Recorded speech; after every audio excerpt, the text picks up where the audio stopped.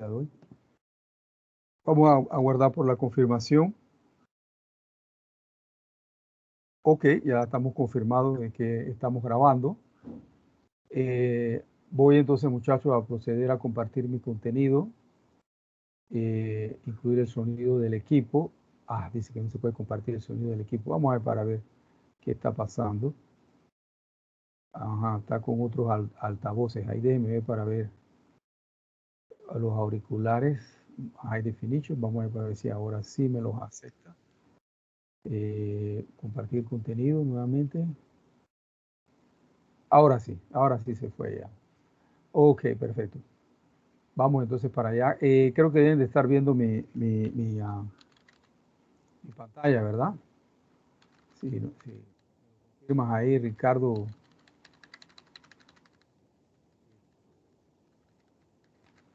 Sí, profe, sí se ve. Ok, muchas gracias, Ricardo. Bien, muchachos, vamos para allá. Estamos más atrás aquí todavía. Vamos acá. Exactamente. Ok, bien. Voy entonces, bueno, a pedirle disculpas porque me atrasé 5 minutos. A veces las cosas se congenian, ¿no? Yo estaba ya sentado aquí, listo para comenzar la clase y entonces poco antes me recibí dos llamadas importantes de una situación que pues estoy resolviendo y entonces me atrasé con esas dos llamadas. Así que les pido disculpas. Bien, muchachos, miren, así a manera de repasón, porque esta parte la vimos la semana pasada. Qué raro, el puntero está más chico ahora. No sabía que él había control del tamaño de él.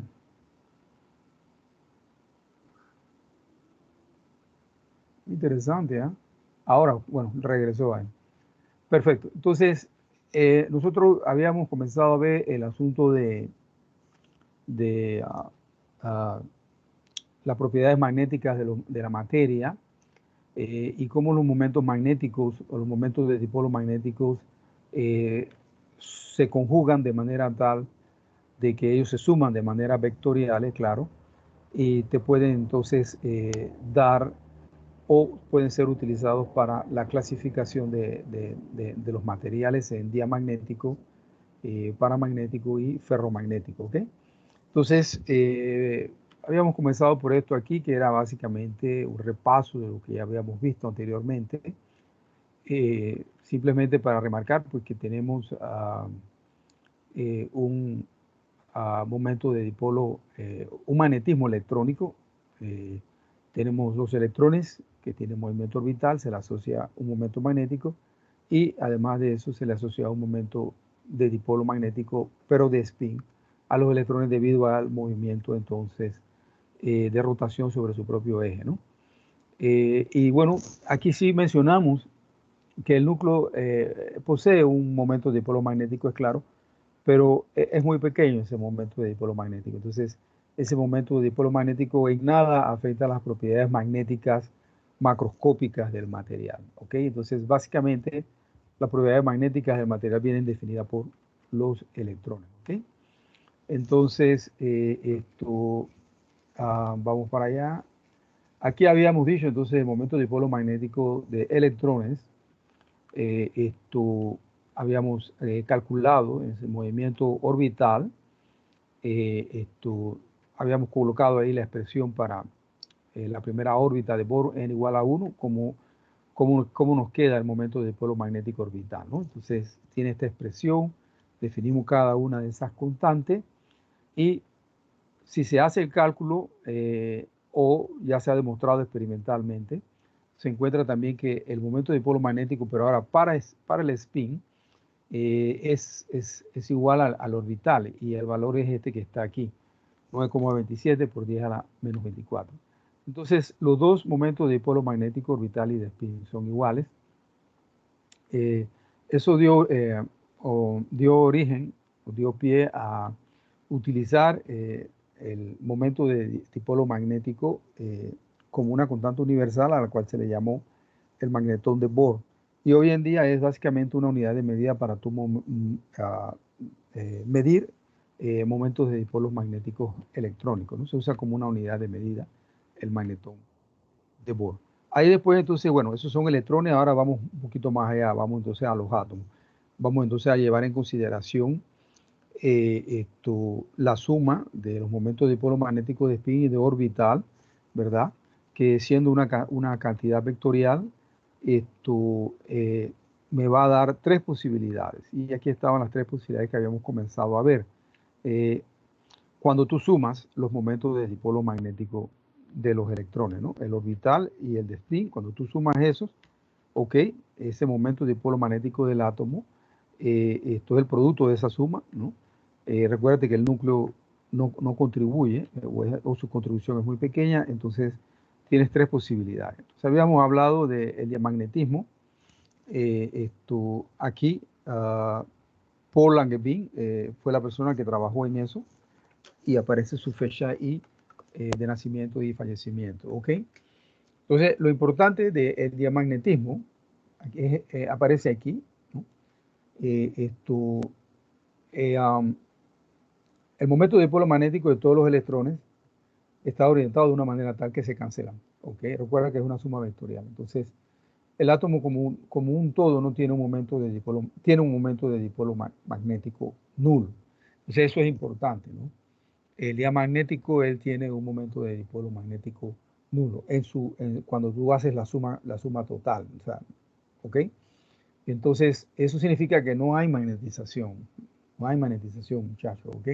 Así que desde el punto de vista macroscópico, los materiales diamagnéticos, llámense cobre, oro, aluminio, plata, ninguno de ellos tiene una característica magnética macroscópica. No lo tiene, ¿ok?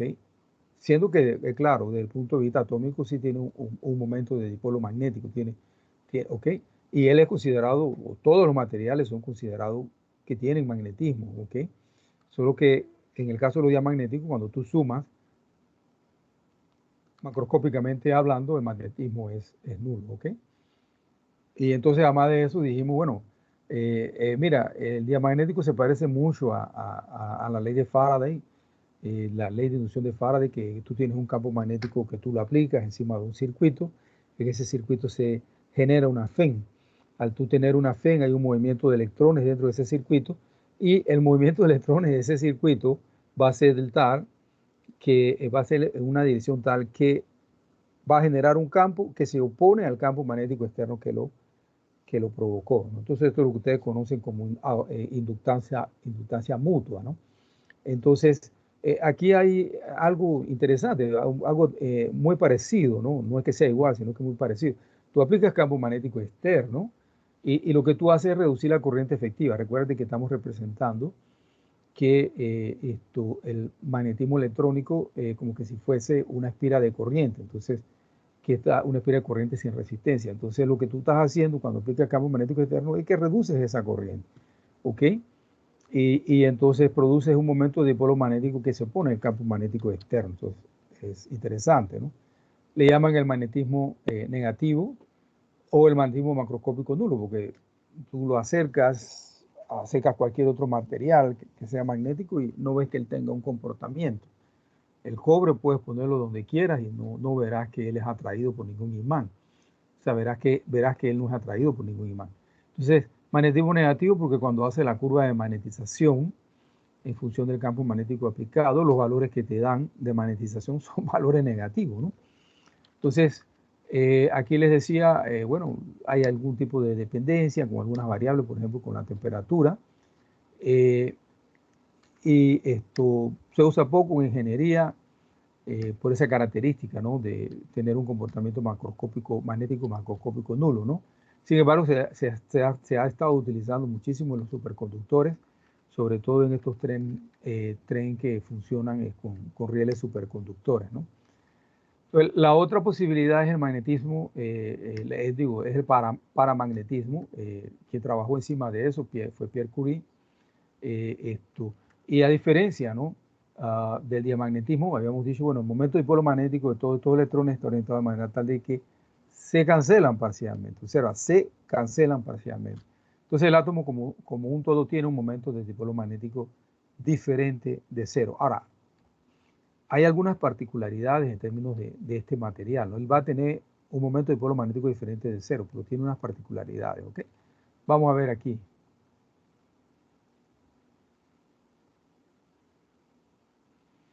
No tengo campo magnético aplicado, ¿ok? Los momentos de dipolo magnético apuntan de manera aleatoria. Pero cuando ellos están apuntando de manera aleatoria, ellos se van a cancelar y no vas a tener una magnetización diferente de cero. Esa magnetización va a ser igual a cero y se cancelan. Entonces no tienen un comportamiento magnético, ¿ok? A pesar que dice aquí, se cancelan parcialmente y tienen un momento de dipolo magnético diferente de cero. Entonces lo que está jugando un caso importante allí es lo siguiente, es la temperatura, ¿no?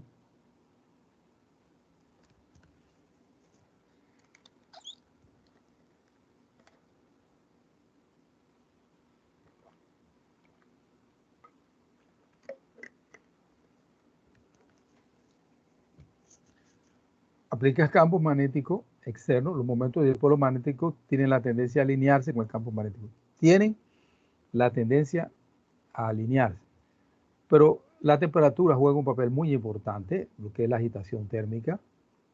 Y a temperatura ambiente, esa agitación térmica es suficiente para hacer con que se oponga al alineamiento de los momentos magnéticos del material paramagnético. Y entonces, aun cuando tú aplicas un campo magnético externo, la temperatura hace y busca esto o lo otro con esa agitación térmica para mantener un alineamiento aleatorio. Entonces, al final del día, lo que tú tienes es un alineamiento, pero parcial, muy pequeño. Una susceptibilidad magnética es positiva, pero es muy pequeña, ¿ok?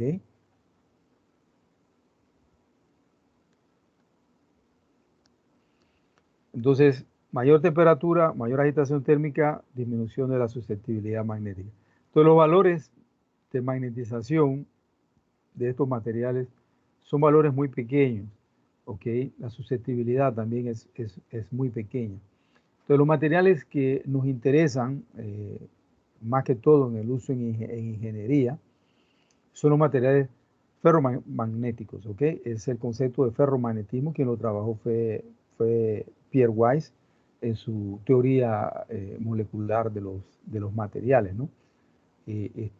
Ahí entonces sucede algo muy parecido a lo anterior, solo que se dice, bueno, se cancelan parcialmente, pero el átomo como un todo tiene un momento de dipolo magnético permanente relativamente elevado, y eso es importante, relativamente elevado. Entonces, no tienes ni siquiera campo magnético aplicado externo, los momentos de dipolo ya se alinean, ¿ok? Y entonces ya por nacimiento ya ellos te presentan lo que se le conoce con el nombre de una magnetización espontánea, que sería diferente de cero, sin aplicación de campo magnético, ¿ok?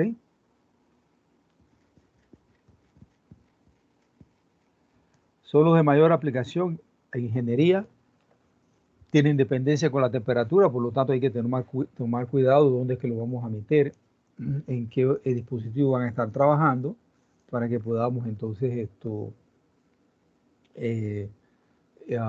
no tener inconvenientes con ellos, porque si ellos trabajan en un ambiente en el que se alcanza una temperatura crítica, que es la llamada temperatura de Curie, ellos pierden la magnetización, la pierden completamente y no la vuelves a recuperar, ¿ok? Y entonces pasan de ser un comportamiento de ferromagnetismo a tener un comportamiento entonces de un material paramagnético, ¿ok?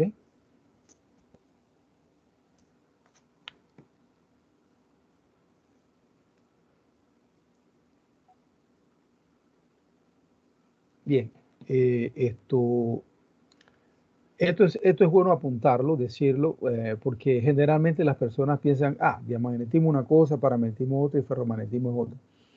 Resulta ser que todo material, él siempre tiene o sea, existen los diamagnéticos, ¿no? Pero todo material, digamos, paramagnético, ferromagnético, siempre va a tener una pequeña señal, pequeña, débil y despreciable de una señal diamagnética. O sea, todo material tiene algo embutido allá adentro de un material, de un material diamagnético, ¿ok? Todos los materiales, ¿ok? Entonces, solo que, por ejemplo, si lo comparas con el ferromagnetismo, wow, dentro de poco vamos a ver las curvas, ¿no? El ferromagnetismo, la magnetización de los materiales ferromagnéticos, muchísimo más grande que de un diamagnético. Entonces, la señal diamagnética dentro de un material ferromagnético es simplemente despreciable, ¿okay? Pero obsérvate que hemos estado hablando de alineación, de momentos, de dipolos magnéticos y ese tipo de cosas. Yo pues tenía que darte la definición de lo que es un alineamiento, la definición correcta.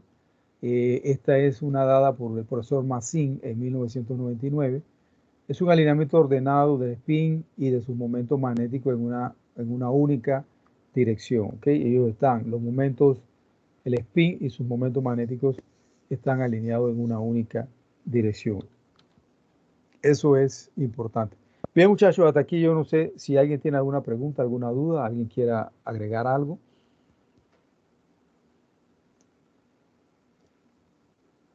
Ok, no hay nada, entonces vamos para allá. Entonces,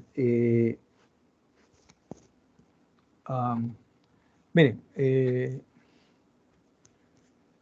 ya sabemos que hasta ahora tenemos diamagnético, paramagnético y ferromagnético, ¿ok?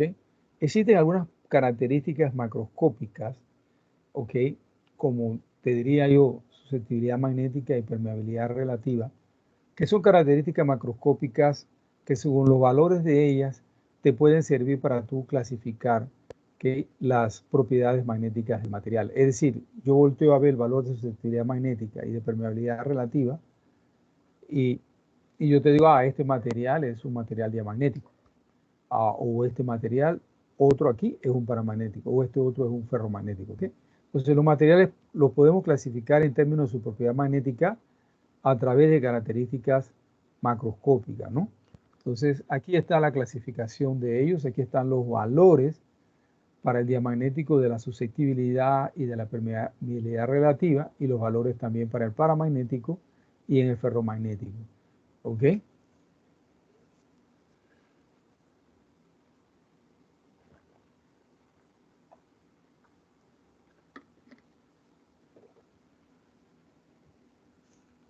Ok, obsérvate por ejemplo aquí, el diamagnético dice, bueno, la susceptibilidad magnética, diamagnético recuerda magnetismo negativo, es negativa, menor de 0, y la permeabilidad relativa es de poco menor o aproximadamente igual a 1, ¿ok? El paramagnético, la susceptibilidad es mayor de 0, pero no muy mayor de 0, está ahí bastante pequeño, ¿ok? Recuérdate que la agitación térmica es lo que lo perjudica a él. Y la permeabilidad relativa de él es también mayor o igual a 1, o sea, no muy lejos de 1. Sin embargo, el ferromagnético, observarás aquí, por ejemplo, que la susceptibilidad magnética es mucho mayor que 0, es grande, es inmensa. Y la permeabilidad relativa de él también es mucho mayor que 1, ¿no? Entonces, además de esos, diamagnético y paramagnético son materiales lineales en términos del comportamiento con el campo magnético aplicado. Y el ferromagnético es considerado un material no lineal debido a su comportamiento con el campo magnético, ¿ok? Entonces, mira, vamos allá, vamos a verlo aquí. Por ejemplo, este es el caso del vacío, ¿ok? Para el vacío, bueno, la susceptibilidad del vacío es 0 porque no tienes materia para magnetizar, ¿ok? La permeabilidad magnética del vacío, mu sub 0, es 1. Y entonces, como la susceptibilidad es 0, entonces la permeabilidad relativa será aproximadamente igual a la permeabilidad magnética del vacío, y eso es aproximadamente igual a 1. Eso en el vacío. Y aquí está entonces los materiales diamagnéticos, los materiales lineales. Como te decía, X es pequeña, la susceptibilidad es pequeña y es negativa, ¿ok? Lo que está aquí dicho. Y un mu de R es pequeña también, o sea, es poco menor de 1. Y en el paramagnético, bueno, la susceptibilidad es pequeña, pero es positiva, ¿ok? No es muy grande, es pequeña, pero es positiva. Y mu sub R es un poco mayor de 1. Al final del día, tú puedes decir que mu sub R del diamagnético y el paramagnético son iguales a 1, ¿ok? Porque son muy próximas. Vamos a verlo en una tabla más adelante, ¿ok? Sin embargo, los ferromagnéticos, obsérvate, que es lo que te venía diciendo aquí, susceptibilidad y permeabilidad relativa es grande y positiva. Y como te decía, ambas son funciones de H, van a depender de H, ¿ok? Entonces, mira, aquí te tengo una tabla, por ejemplo, ¿ok? Mu sub R, permeabilidad relativa para materiales día y para materiales para. Aquí están los días, algunos ejemplos, bismuto, mercurio, plata, cobre, plomo, agua, hidrógeno. Si tú observas, todos esos valores de la permeabilidad relativa están próximos de 1. Para el paramagnético, oxígeno, el aire, que era lo que habíamos dicho anteriormente, aluminio, ¿ok? Tungsteno, platinio, ¿ok? Manganeso, también son próximos a 1. Entonces yo puedo decir, mira, sin temor a colocar mucho error en el asunto de la medida, yo puedo decir, bueno, la permeabilidad relativa de diamagnético y de paramagnético es aproximadamente igual a 1. Ahora, lo mismo no podría decir con el ferromagnético. O sea, observa que el cobalto tiene 250, el níquel 600, ¿ok? Y el hierro 5000. El hierro con silicio, que es uno que se usa, una aleación que se usa bastante, ustedes ya la deben de conocer ahí en sus estudios. Tiene una permeabilidad relativa elevada, ¿no? 7000. Mejor que la del hierro dulce, ¿no? Entonces, y esos valores son muchísimo mayor que 1, ¿no? Que el del diamagnético y el paramagnético, ¿no? Entonces, habíamos visto que el mu sub 0 era igual a 1, y que bueno, pues el del aire aquí es 1 también. Entonces, el mu sub 0 vacío es aproximadamente igual a mi sub R del aire es igual a 1. Entonces, ¿a dónde quiero llegar con eso? A lo siguiente, muchachos. Aquí es donde quiero llegar.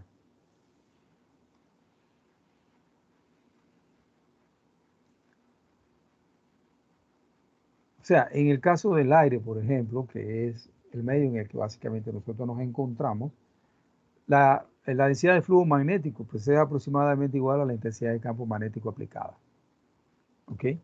Porque esto aquí, mi sub 0, mi sub R 1. Entonces, B es aproximadamente igual a H. La diferencia, la equivocación, el error es muy pequeño que se comete. Entonces, cuando tú haces que B sea, o dices, o llevas en consideración en algunos cálculos que B tenga el mismo valor que H. No hay mucha diferencia. ¿Ok? Y eso es importante, ¿no?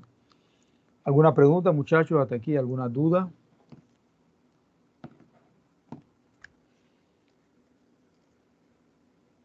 ¿Ninguna? Bueno, vamos para allá entonces.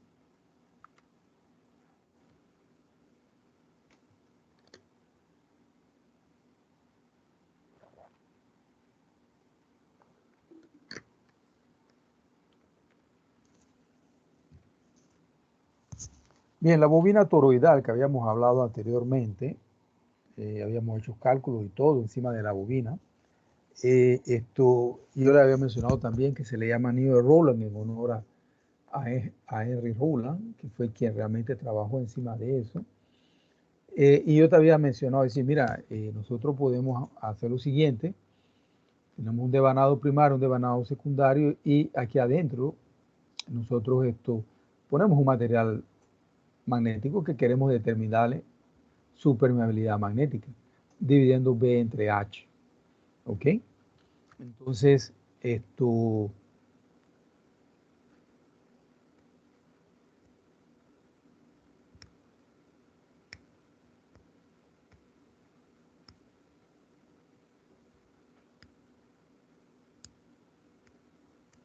simplemente lo que haces, por ejemplo, El mu sub 0 del vacío y del aire son aproximadamente iguales, ¿ok? Entonces yo puedo hacer las medidas aquí en aire, ¿ok? De la permeabilidad para diferentes valores de la corriente aplicada, voy midiendo H, voy midiendo la densidad de flujo magnético, voy obteniendo mis valores de permeabilidad y podemos hacer esa, ¿cómo te puedo yo decir? Esa, esa gráfica, ¿no? Lo que se hace es que se toma la permeabilidad del vacío como referencia y se calculan las otras utilizando el vacío como referencia, ¿no? Ok, entonces tú lo que vas a hacer es poner un material aquí, núcleos de diversos materiales, los vas poniendo aquí adentro, ¿no? Y para cada material vas obteniendo tus puntos para poder hacer tus gráficos y eso te permite obtener la permeabilidad de ese material. ¿Ok? Vamos para allá entonces.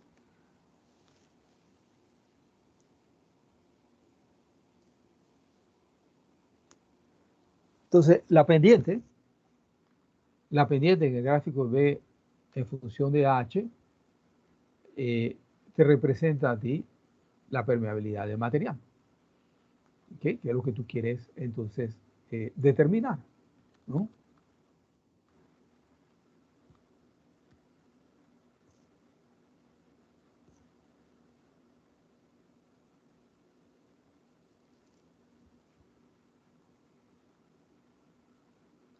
Aquí está entonces por qué los diamagnéticos y los paramagnéticos son materiales lineales, ¿no?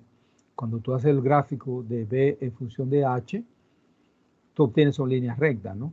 Entonces, en rojo aparece la permeabilidad del vacío, en azul la paramagnética. Entonces, obsérvate que la permeabilidad del material paramagnético es levemente superior a la del vacío y la permeabilidad del material diamagnético en verde es levemente inferior que del vacío. Ahora, si volteas a ver, por ejemplo, material ferromagnético, aquí, que es este comportamiento, entonces ellos sí tienen valores muy superiores de permeabilidad cuando comparados a los para y a los días, ¿no? Y como te decía, no es lineal, ¿no? No es la permeabilidad magnética no es constante. ¿Okay? Aquí es constante en el paramagnético y en el diamagnético es constante, pero acá entonces te das cuenta que la permeabilidad no es constante, ¿no? O sea, es decir, es una función de H. Entonces, hay algunas observaciones importantes de hacer ese último párrafo aquí, ¿no?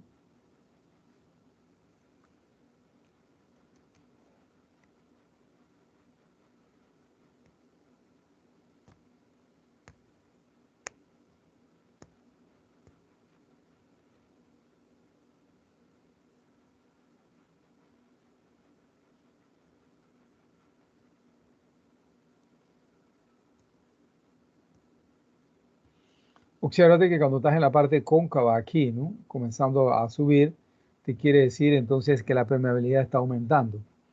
¿Ok? Y cuando pasas a la parte convexa aquí, entonces te dice que la permeabilidad comienza a disminuir.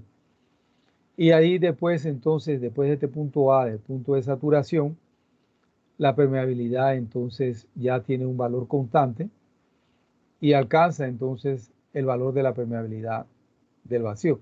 Si tú te observas aquí la línea del mu sub 0 en rojo, esa pendiente es la misma pendiente que se obtiene acá en el ferromagnético cuando tú alcanzas la saturación, más allá de la saturación.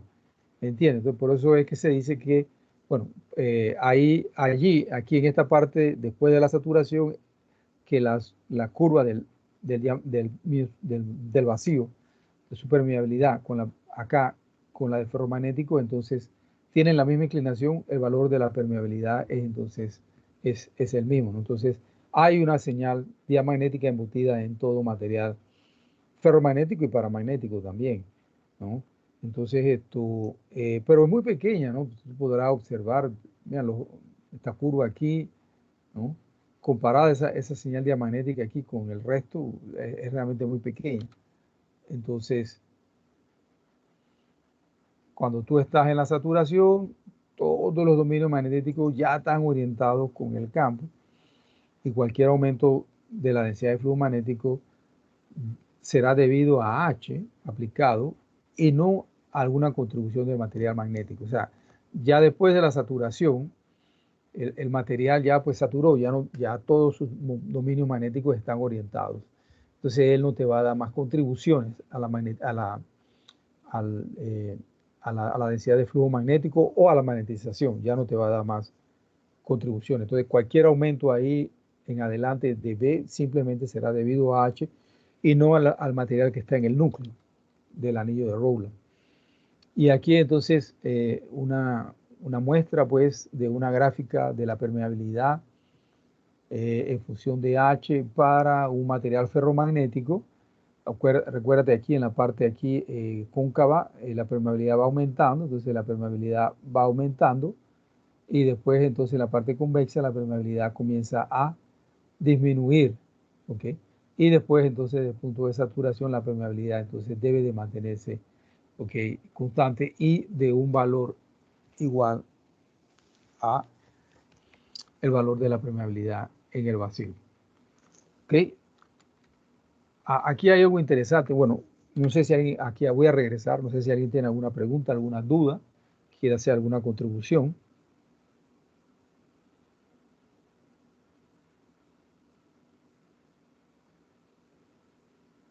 Ok, perfecto, vamos para allá. Entonces, obsérvate hasta un tiempo aquí para que te ubiques aquí en estas tres gráficas y en estas tablas ahí con algunos materiales.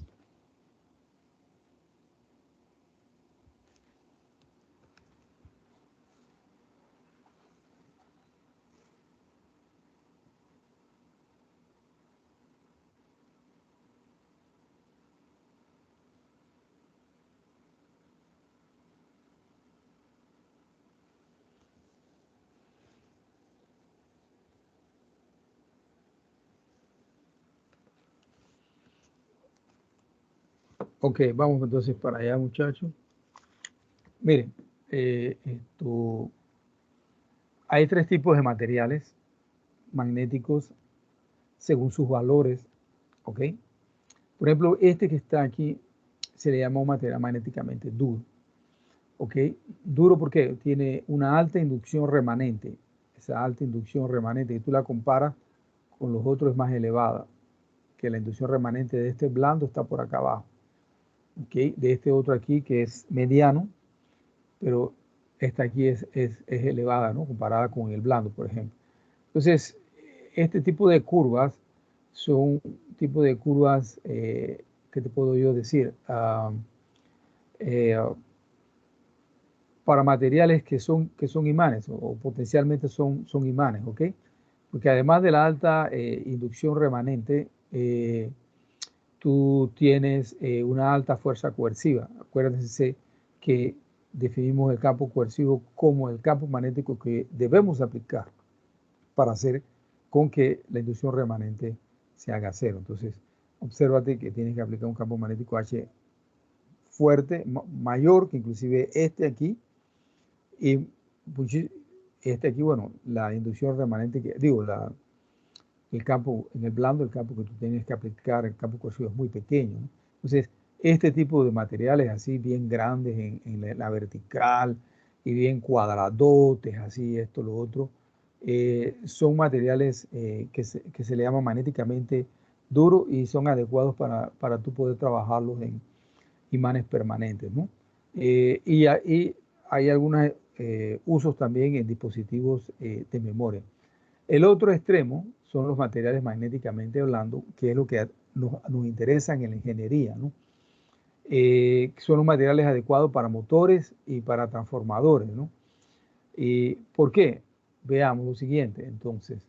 Tienen una magnetización, una inducción remanente relativamente baja. El campo coercivo es pequeño. Entonces, obsérvate y recuérdate que estos son comportamientos de una corriente alternada, que es la que genera, se le pasa a la H en el anillo de Rowland, ¿verdad? O en un transformador, tú estás pasando una corriente alternada, ¿no? Entonces ahora es positiva, ahora es negativa. y entonces los momentos magnéticos saturan para un lado, se saturan para la derecha, para la izquierda, esto, lo otro, y ese movimiento de los momentos magnéticos causa fricción. Y entonces esto genera energía, pérdida de energía. Entonces, si tú tienes un campo coercivo pequeño, como este caso, comparado con acá con el duro, los momentos magnéticos giran muchísimo más rápido, ¿no? No tienes que aplicar mucho campo, mucha energía para poder hacerlo que ellos se giren, ¿no? Entonces, son pues ideales para trabajar los motores porque ellos no te van a disipar mucho calor, ¿no? Y no hay pérdida, no hay mucha pérdida en calor. ¿Ok? Entonces, obsérvate lo que dice aquí, por ejemplo. Si el área del ciclo de histéresis es proporcional a la energía disipada cuando se invierte el campo magnético. O sea, esta área que está aquí en el ciclo de histéresis es proporcional a la energía que se disipa.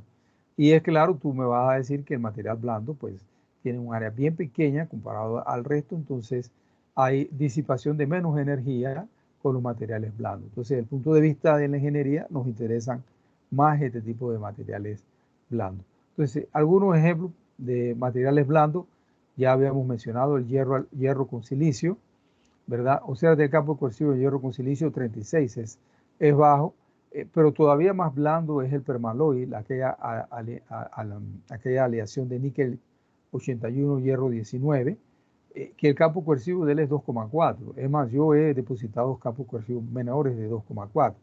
Entonces, son materiales extremadamente blandos. Ahora, voltea a ver los duros. Por ejemplo, los duros serían aquellas tierras raras.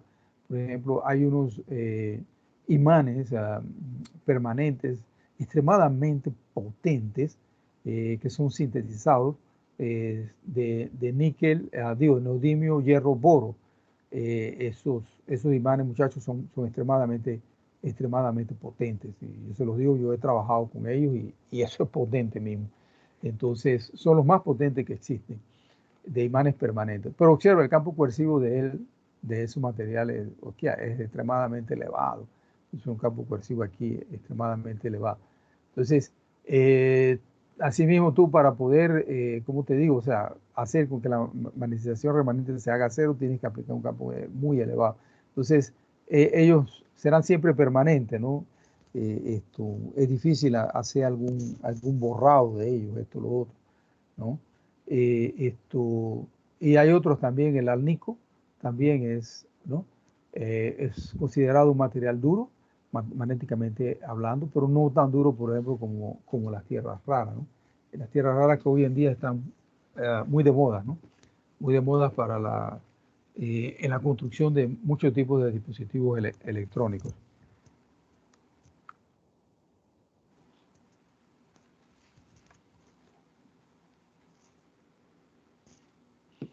Bien, muchachos, son las 11:05. Vamos a hacer lo siguiente, vamos a dar una paradita para estirar las piernas y poder descansar la vista. Y entonces regresamos a las 11:10, ¿ok? Para la segunda hora de la clase. Regresamos entonces a 11:10.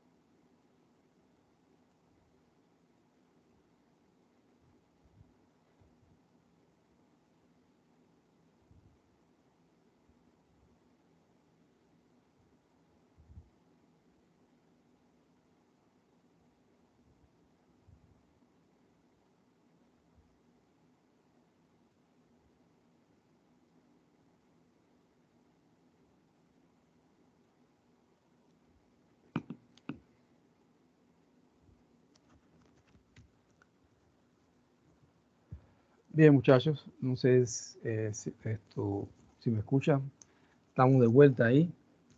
¿Hay alguien que me pueda dar confirmación de audio, de video, para saber que... Se escucha y se ve, profesor. Gracias, bien, muchachos. Miren, aquí traigo algo sobre el asunto de los materiales magnéticamente duros y blandos, en lo que es la arquitectura de MRAM, ¿ok? Son memorias no volátiles, ¿no?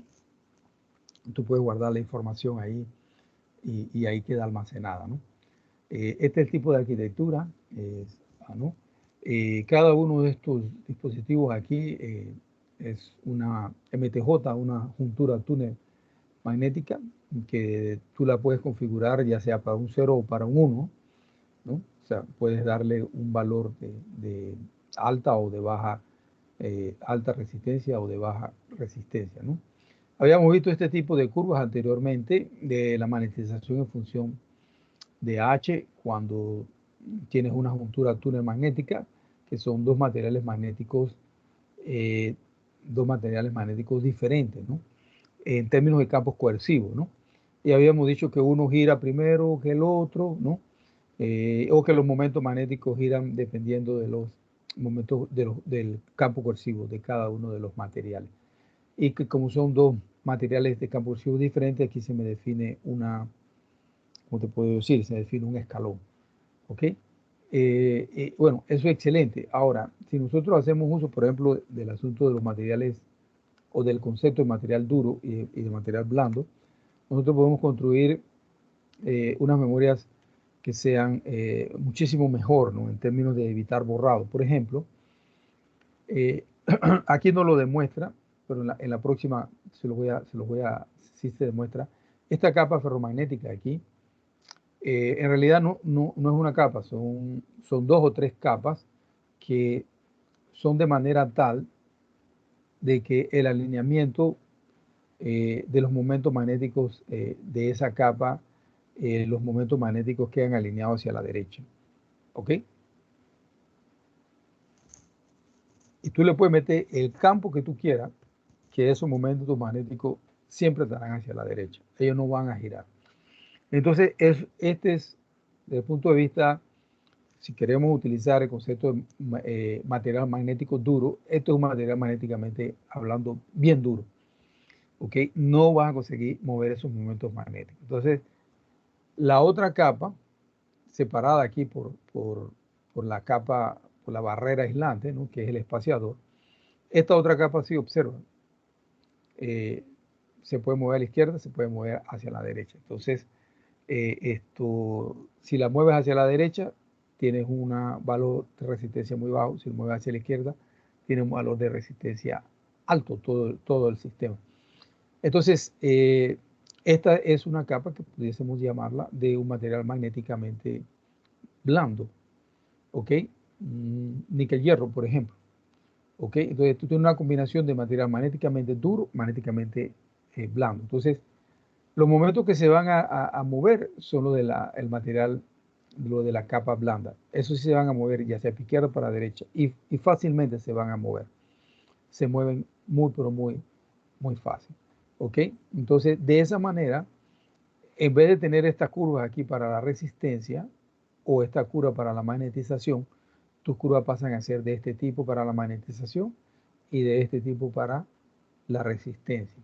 Entonces, observa que tienes solo dos opciones. O estás alineado paralelamente con baja resistencia o estás alineado antiparalelamente con alta resistencia. Y lo mismo acá, magnetización acá, entonces elevada, estás entonces, ¿cómo te puedo yo decir? Alineado paralelamente, y acá entonces bajo valores de magnetización, entonces corresponde a al elemento antiparalelo.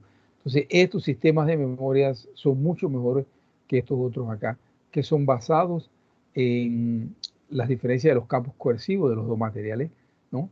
Estos son basados entonces en materiales blandos y en materiales blandos y materiales duros. Y esto acá en materiales de campos coercivos, ¿no?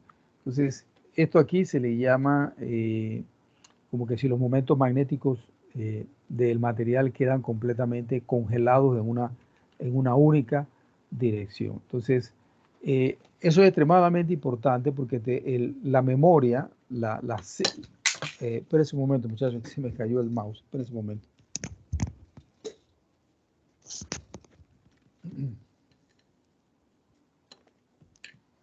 Eso es extremadamente importante, les decía, ¿no? Porque va a mejorar la respuesta de la celda cuando la celda tenga un valor 0 o cuando la celda tenga un valor 1. Porque lo que tú quieres es valores muy diferentes en términos de resistencia y que esta curva aquí sea lo menos estrecha posible. ¿Ok? En realidad lo que tú quieres son dos escalones nada más. Un escalón aquí y otro escalón acá. Y que esta parte aquí sea lo menos estrecha posible. Eso te garantiza que cuando tú lees allí un 0 tienes un 0 o que cuando tú lees ahí tienes un 1. Te aumenta la sensibilidad.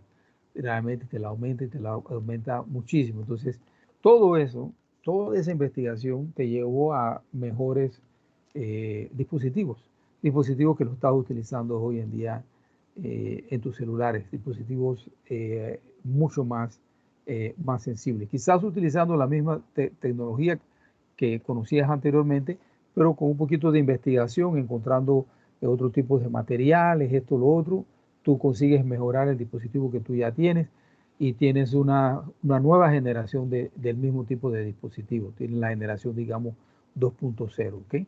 Entonces te da mayor capacidad de almacenamiento de datos y todo ese tipo de cosas. Entonces, eso es toda una investigación que existe hoy en día y que se trabaja, ¿no? Eso se le llama un poquito de ingeniería de spin, que creo que les había dicho que yo doy un curso de ingeniería de spin en posgrado. Y estas aquí son, por ejemplo, tus junturas túneles magnéticas trabajando con campos coercivos diferentes, o sea, materiales con campos coercivos diferentes. Este es acá ya entonces con lo que se le conoce con el nombre de exchange bias o polarización de intercambio, en el que tú simplemente amarras estos momentos magnéticos aquí, los amarras, ¿no? Que te decía que habían varios materiales depositados de manera tal de que hacen con que los momentos magnéticos de esta capa se amarren en una sola dirección, en este caso hacia la derecha. En amarillo es tu espaciador y entonces obsérvate que en rojo los momentos magnéticos pueden estar hacia la izquierda o hacia la derecha, diciéndote, mira, esos son momentos magnéticos, es un material blando. Entonces el material duro está acá, pero es compuesto de una serie de posiciones alternativas de un tipo de diferentes tipos de materiales que hacen entonces con que haya una polarización de intercambio, ellos queden completamente hacia la derecha. Esto acá es otro trabajo un poco parecido acá al de acá. Esto se le llama SAF, Synthetic Antiferromagnético. Es un antiferromagnético sintético. Mantiene el mismo principio, los momentos magnéticos aquí quedan completamente amarrados en una sola dirección y los que se pueden mover son estos. Esto te dan la ventaja de que, por ejemplo, puedes poner estas memorias, las puedes poner, estas memorias que están aquí, ¿no?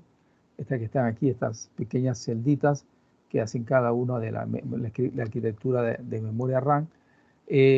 ¿Cómo te puedo yo decir? Te da mayor capacidad no se degradan con la temperatura, ¿ok? Entonces son memorias mucho más estables, ¿ok?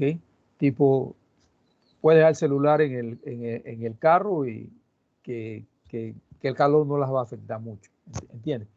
Entonces, todo ese tipo de cosas se generó toda una ingeniería cómo trabajar todo ese tipo de materiales. Entonces, observa que es pura, ¿cómo te puedo yo decir? Es puro magnetismo básico, pura teoría electromagnética básica, siendo utilizada con mecánica cuántica para producir dispositivos actuales, ¿no? Y no es difícil entender ese tipo de cosas. Este otro acá es un otro tipo de dispositivo, mantiene lo mismo que este otro acá. Obsérvate de la parte amarilla para abajo, continúa siendo la misma. ¿Okay? La única diferencia está entonces acá en la parte de arriba. Esto se le llama doble juntura túnel magnética. La ventaja de ella es que te da una señal de tensión más elevada. Si aquí, por ejemplo, te da una señal de tensión de 1 voltio, acá te da una señal de tensión de 2 voltios. O sea, una tensión mucho más elevada. Entonces, toda una ingeniería entendiendo más o menos cuál es la teoría que está por detrás de esto, de los vectores de magnetización, y puedes acabar pues estudiando, desarrollando cosas que son realmente, ¿cómo te puedo yo decir? De punta, ¿no? Tecnología de punta. Y eso es extremadamente importante, ¿no? O sea, ve cómo la teoría se traduce en un producto que tú estás utilizando hoy en día, ¿no? Y te ayuda pues a entender el dispositivo. Bien, aquí tenemos, muchachos, curvas de magnetización en función de H. Ya hemos visto de B en función de H. Aquí tenemos de magnetización en función de H. Voy a regresar para mostrarles la de B en función de H para que no se me pierdan. B en función de H. Aquí está, por ejemplo, B en función de H para un paramagnético y para un diamagnético. ¿Ok? Observa que las magnetizaciones, como te había dicho, son pequeñas y todo esto, lo otro, pero son positivas. Pero observa entonces en la curva de magnetización, acá el diamagnético tiene, que era lo que yo te decía anteriormente, es el llamado magnetismo negativo. Tiene un valor de magnetización negativa. Tú aplicas un campo magnético encima de él y mira, estás aplicando un campo de 25.000 Ørsted. Wow, ese es un campo muy grande, ¿no? Es un campo fuertísimo, ¿no? Y él lo que hace es que te da una magnetización negativa. Es increíble, ¿no?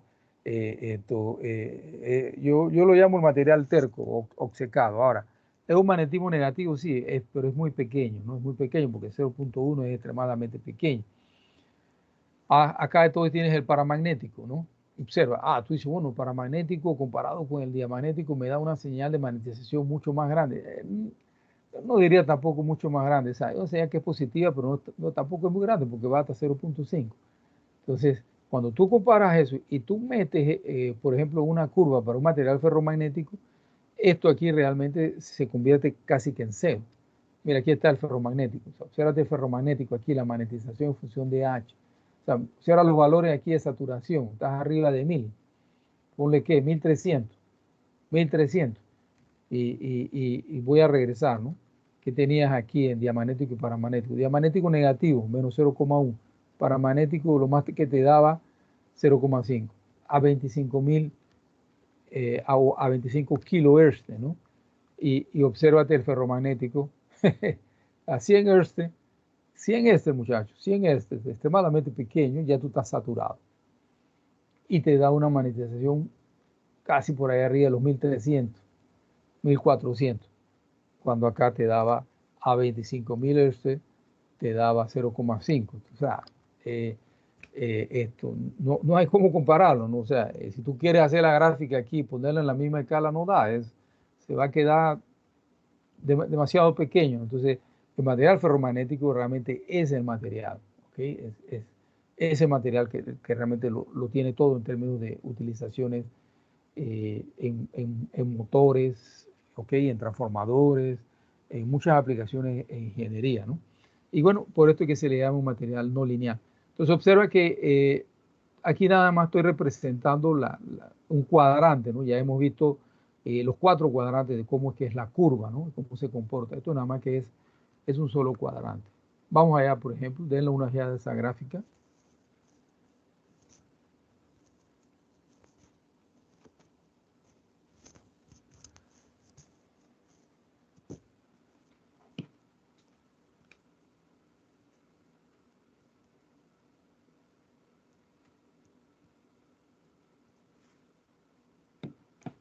Ok, la gráfica nos muestra entonces la magnetización de saturación para materiales ferromagnéticos y observa, eso es importante, a temperatura ambiente, ¿ok? Entonces, para materiales ferromagnéticos, níquel, cobalto y hierro.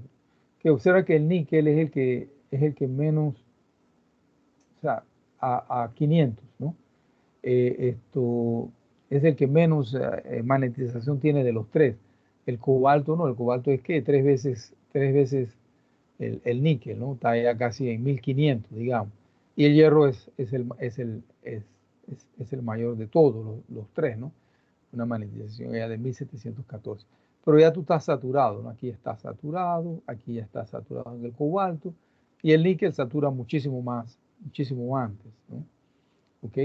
Pero obsérvate, el hierro, por ejemplo, el hierro satura súper rápido, ¿no? Ya de una vez está saturado. Inclusive ya satura antes que inclusive que el propio níquel. El cobalto, a pesar de tener mayor magnetización que el níquel, el cobalto le lleva, hay que aplicar más campo para poder hacer con que el cobalto sature. Y aquí hay una información de una pregunta, no sé si fue en este salón que me la hicieron, pero aquí está la respuesta que yo le había dado ya con anticipación.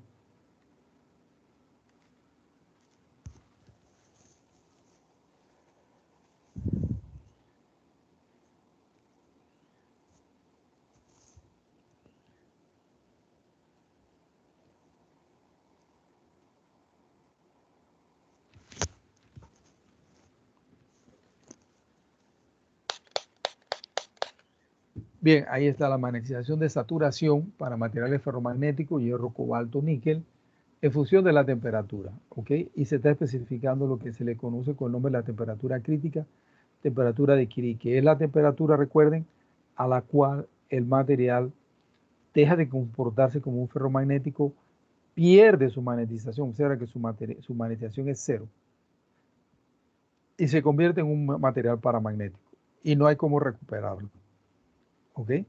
Entonces la temperatura crítica es la temperatura que hay que aplicar, la temperatura de Curie, ¿verdad? Es la temperatura que tú tienes que aplicar para que el material pierda sus propiedades magnéticas del ferromagnetismo, ¿ok? Y pasa entonces a comportarse como como el paramagnetismo. ¿Ok? Obsérvate que, por ejemplo, el que mayor temperatura crítica tiene es el cobalto, seguido por el hierro, aproximadamente 1000 Kelvin, ¿ok? Y el níquel, ese sí, no aguanta mucha temperatura, sería unos 600 grados Kelvin más o menos. Acuérdate que la temperatura de ambiente es 273 más los 27 grados centígrados, que es la temperatura ambiente. O sea que 300 Kelvin sería más o menos por aquí la temperatura ambiente. ¿Ok? Son 300 Kelvin. Entonces, el níquel está un poco más allá, el hierro también está un poco más allá, y entonces el cobalto mucho más allá todavía. ¿Preguntas, muchachos? ¿Dudas, contribuciones?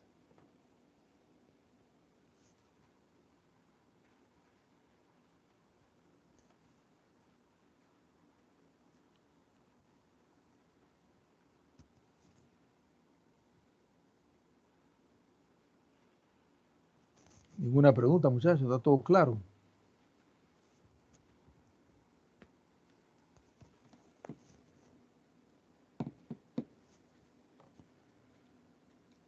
Por ahora sí, profe. Bueno, qué bueno, qué bueno. Me deja, ¿será que yo explico tan bien?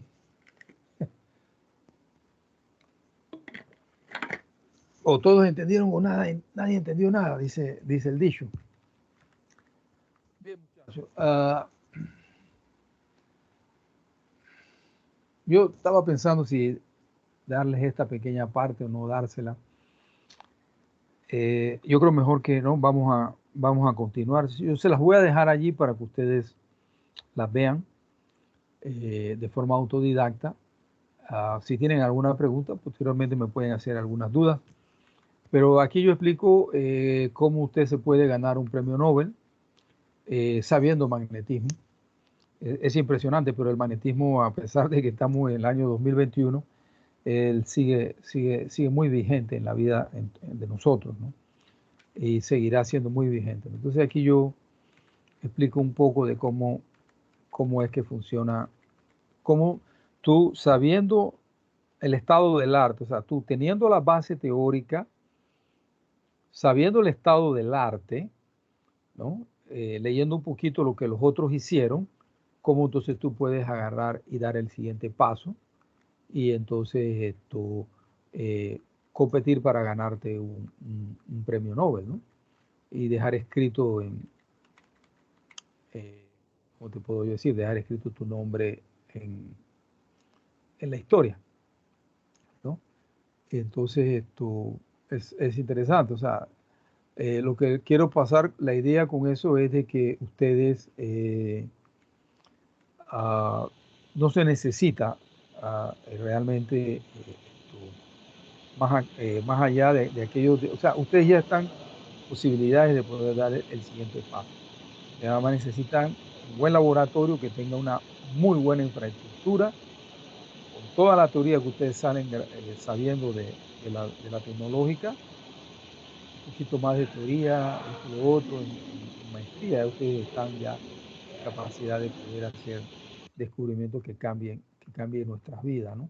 Y la hagan muchísimo más placentera.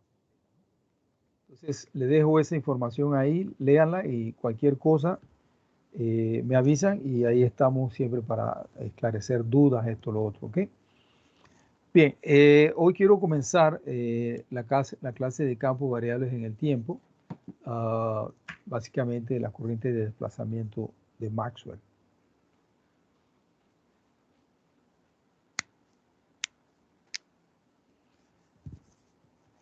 Ok, eso es lo que nosotros podemos resumir del curso hasta el día de hoy. Hemos trabajado la electrostática y la magnetostática de manera diferente, como que si fuesen independientes, solo utilizando técnicas de matemáticas empleadas similares. Y bueno, hemos destacado que el comportamiento vectorial de ambas es diferente, ¿no? Aquí está el único punto en común.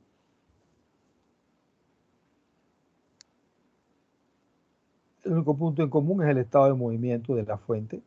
Para la electrostática son cargas estáticas, para la magnetostática son cargas de movimiento a velocidad constante.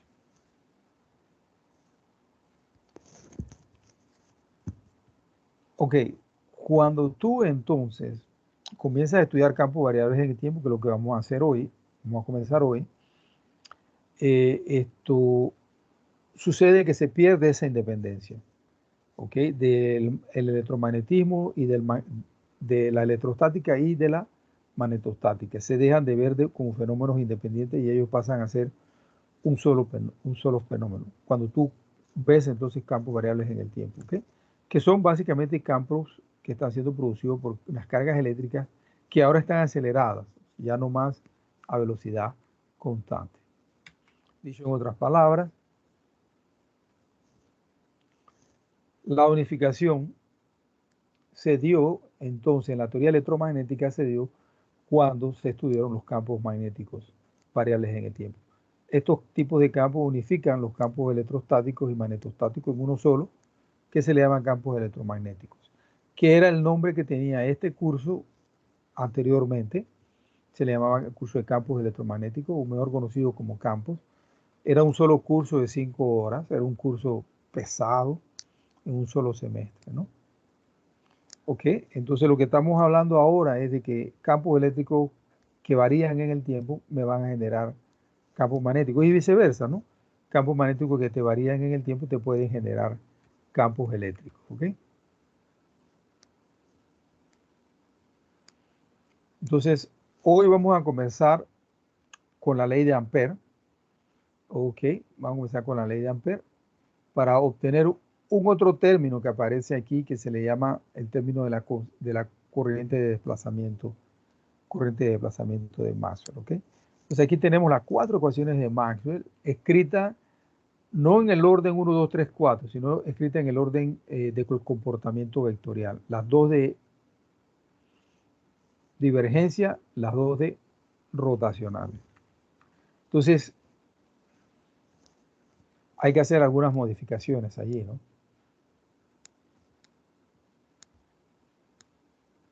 Tenemos que modificar 2 de esas 4 ecuaciones para que lleven en consideración los efectos variables en el tiempo, porque esas ecuaciones ya fueron obtenidas a través de consideraciones invariantes en el tiempo. Entonces hay que modificar, básicamente son las 2 de los rotacionales. ¿Ok? La de esta aquí, el rotacional de E igual a 0, va a dar a luz lo que se le conoce con el nombre de la ley de Faraday. Y el rotacional de H igual a J, la ley de Ampere, entonces va a dar lugar al término de la densidad de corriente de desplazamiento de Maxwell. ¿Ok? Eso es importante. ¿Ok? Entonces, vamos para allá. Entonces, vamos a trabajar con la ley de Ampere.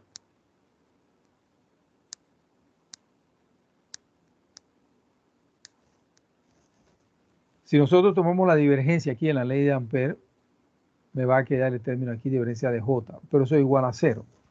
Lo hemos dicho anteriormente. Vamos a hacer un poquito de memoria. Lo hemos visto varias veces.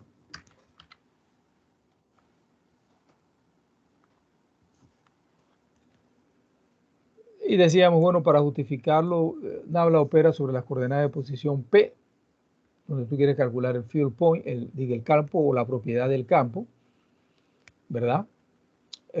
Y no opera encima de las R', ¿no? R', ¿no? Ahí después, entonces, vimos la ecuación de continuidad de la corriente y mostramos que la diferencia de J era igual a 0, era un caso especial de la ecuación de continuidad de la corriente, que realmente la manera en la que hay que escribirlo es así. ¿Ok? Cuando estas cargas aquí no dependen del tiempo, entonces este término se hace 0 y obtenemos lo que habíamos visto anteriormente. ¿Ok? Entonces la ecuación general era esta, habíamos dicho. ¿Ok? Excelente, ¿no? Cuando está en efectos invariantes en el tiempo, entonces la ρ de B es constante, pimba, divergencia de J igual a 0. Entonces, eso significa que tienes que llevar en consideración los efectos variables en el tiempo. O sea, hay que llevar en consideración la ecuación de continuidad. Tienes que llevarla en consideración, pero en una forma general, total, completa, ¿ok? Tienes que llevarla, ¿ok? Ahí entonces tú tienes la ecuación de continuidad, despejamos y reemplazamos ahora la ley de Gauss y factorizamos. Aquí voy a colocar la ley de Gauss aquí. Ahí está la ley de Gauss, divergencia de la densidad de flujo eléctrico. Factorizamos por el Nabla y me queda esta expresión aquí. Y entonces dice divergencia de J, que es la densidad de corriente eléctrica volumétrica libre, más un otro término, que es la parcial en el tiempo de la densidad de flujo eléctrico. Entonces, es como que si el cambio en el tiempo del campo eléctrico me produce una nueva J. ¿Ok? Entonces, Maxwell lo que hizo fue, es decir, bueno, la diferencia de todo esto que está aquí en corchete debe ser igual a 0. Entonces, Maxwell le llamó a todo eso que estaba en corchete, le llamó una nueva J, una J para campos variables en el tiempo. Y la estoy poniendo en negrito. Esta es la J que está en el corchete. Él dijo, bueno, esa J para campos variables en el tiempo será la libre más este otro término que me acaba de aparecer, que es la variación en el tiempo de la densidad de flujo eléctrico, que eso debe ser una J también, según Maxwell. ¿Ok? Entonces, obsérvate, esto es un campo eléctrico que te varía en el tiempo. ¿Ok? Y bueno, la J esta, que es una fuente invariante en el tiempo de campo magnético. Entonces, si vamos a sustituir esta nueva J en la ley de Ampere. ¿Ok? Entonces me queda la libre más el término de la parcial de D con respecto al tiempo. Campo eléctrico variable en el tiempo. Y esta sería la forma de la ley de Ampere para campos variables en el tiempo. Si el campo eléctrico no varía en el tiempo, bueno, no hay ningún problema. Regresamos a la ley de Ampere de campos invariables en el tiempo. Reproducimos lo que teníamos anteriormente, ¿ok? Entonces, esa parcial de D con respecto al tiempo, Maxwell la llamó densidad de corriente de desplazamiento. ¿Ok? Y aquí está lo importante. Esto es una densidad de corriente de desplazamiento. Ella es una fuente generadora de campo magnético. O sea, J, ya tú sabías que J te genera un campo magnético. Bueno, este otro término aquí, que es un campo eléctrico que varía en el tiempo, me genera un campo magnético también. Entonces, por eso es que la unificación, campos variables en el tiempo unifican la electrostática y la magnetostática, ¿no? Porque ahora un campo eléctrico que varía en el tiempo me genera un campo magnético. Entonces, no hablo de campo eléctrico ni hablo de campo magnético, hablo de campo electromagnético, ¿ok? Y bueno, esta es la J libre que ya tú conoces, ¿no? Densidad de corriente eléctrica magnética libre es la densidad de corriente de conducción, como lo habíamos definido inicialmente cuando comenzamos el curso, en el semestre. ¿Ok? Es en el vacío o en el espacio libre, donde no, ¿okay? Donde no hay materia.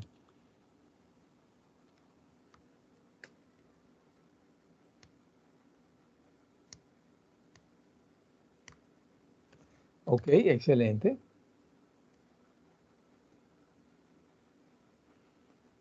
Ese es un término que te llevó a descubrir, por ejemplo, el descubrimiento de las ondas electromagnéticas, radiación electromagnética, el descubrimiento de la luz como una onda electromagnética, muchísimas cosas, ¿verdad? Pero para fuentes de baja frecuencia, eso es importante. Para fuentes de bajas frecuencias, la J libre, en baja frecuencia, muchachos, la J libre es mucho mayor que este término de la J sub D, de la variación del campo eléctrico en el tiempo. Entonces quiere decir que este término básicamente se hace despreciable, ¿ok? En baja frecuencia. Y nada más te queda con la J libre. Pero, ¿qué sucede entonces en alta frecuencia? Ondas de radio, TV, celular, todo eso para arriba, en términos de frecuencia, entonces este valor de J se aproxima al valor de la D, de la variación de la D en el tiempo, entonces ya no es despreciable, hay que colocarlo, hay que llevarlo en cuenta para realizar los cálculos, porque si no los cálculos no van a dar, ¿ok? No van a dar, ¿ok? Entonces, veamos lo siguiente, por ejemplo, aquí tengo el espectro electromagnético, vamos a verlo aquí en términos de frecuencia. Baja frecuencia, tenemos extremadamente extremely low frequency, aquí las líneas de transmisión, ok. Very low frequency, computadores, y ya cuando entramos entonces en ondas de radio, microondas, celulares y todo esto lo otro, aquí ya sí tienes que llevar en consideración el término de la densidad de corriente de desplazamiento de Maxwell. Pero estando acá, J libre es mucho mayor que la JD, la J de desplazamiento de Maxwell. Entonces se puede despreciar la J de desplazamiento de Maxwell. Pero ya como te decía, aquí ya, de aquí para adelante, no se puede despreciar. Hay que llevarlas en consideración. Entonces aquí está la cara de Maxwell, de niño bien portado. Nacido en 1831 en Cambridge, digo, en Escocia, y fallecido en el 79. Entonces, si tú te pones a ver las fechas de nacimiento y de fallecimiento de Maxwell, el periodo de vida de él, que inclusive fue relativamente corto, te darás cuenta que Maxwell vivió inmerso en un medio DC, un medio de muy baja frecuencia.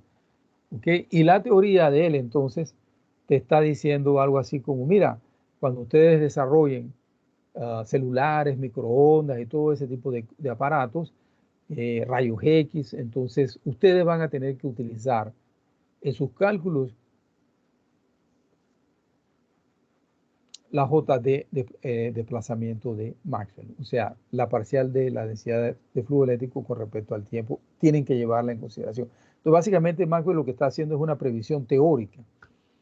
¿Okay? Él está haciendo una previsión teórica. Él vivió y se alumbró con ¿qué te diría yo? Esas guarichas y esas cosas, ¿entiendes? El bombillo eléctrico no existía todavía. ¿Okay? Entonces, lo que le está haciendo es un genio, simplemente un genio, hizo una predicción teórica, ¿no? ¿Aquí hay alguna pregunta ahí?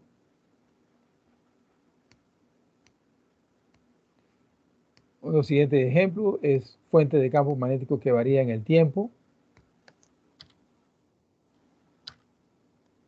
Y la respuesta sería ¿cuál, muchachos?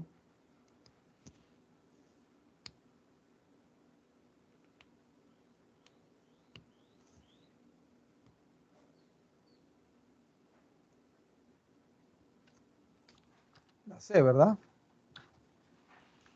Una carga acelerada es una fuente de campo magnético variable en el tiempo. ¿Preguntas, muchachos?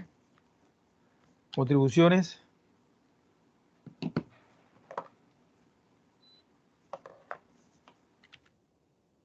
¿Ninguna?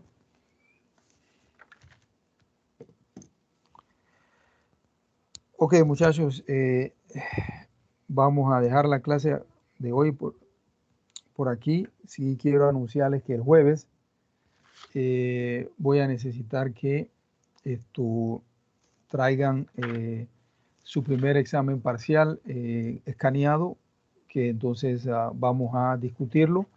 Vamos a llamar de manera aleatoria a algunos estudiantes para que entonces podamos resolver el examen. Así que por favor, es bueno no faltar a ningún parcial, es bueno no faltar a la clase del día jueves, porque vamos a resolver entonces el parcial, ¿ok? Así que por favor vengan y vengan con sus exámenes parciales ya escaneados para poder entonces compartir esa información y poderla discutir con todos. Así que voy a entrar a Teams. Vamos para allá, Teams. Aquí estamos. Voy a proceder entonces, muchachos. Dicho eso, entonces, hoy tenemos 11 muchachos. La matrícula está muy baja, muchachos. Está muy baja. Y esperemos entonces el jueves contar con todos ustedes. Detengo entonces la grabación.